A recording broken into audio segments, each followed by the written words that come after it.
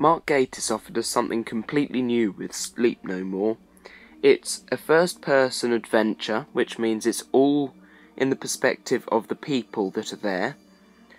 It featured no opening title sequence, and not really a very followable plotline, in my opinion. Straight after I'd watched it for the first time, I thought, yeah, that was a great episode, I really enjoyed it. And then I sat down and thought about it, and thought, actually, I'm not quite sure what happened.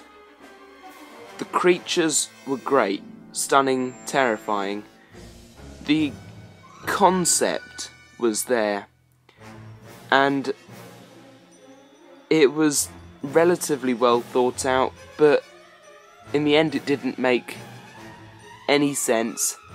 Ended on a cliffhanger with no second part to follow it up, and just lacked something. Now, I know for a fact if I try and split this episode up on BBC iPlayer, I won't be able to screenshot much of it, as it was in the first person. It's going to be very shaky, which is why I've only used the promotional pictures supplied by the BBC.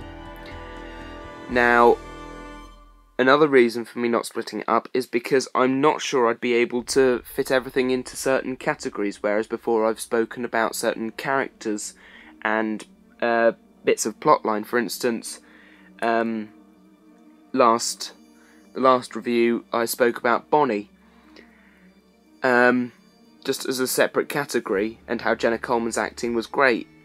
Here, I'm not sure I can talk about certain parts of the plotline, because I'm still not sure I fully understand these bits of plotline. So, overall, I'm not a fan of this episode. The concept was great. The writing needed more thinking. I think it's good that Mark Gatiss is going to write a sequel, and maybe it'll be in the first person, or maybe it'll be a follow-up in the third person. Who knows? All I can say is, I hope they clear everything up in the sequel that Mark Gatiss is planning on writing.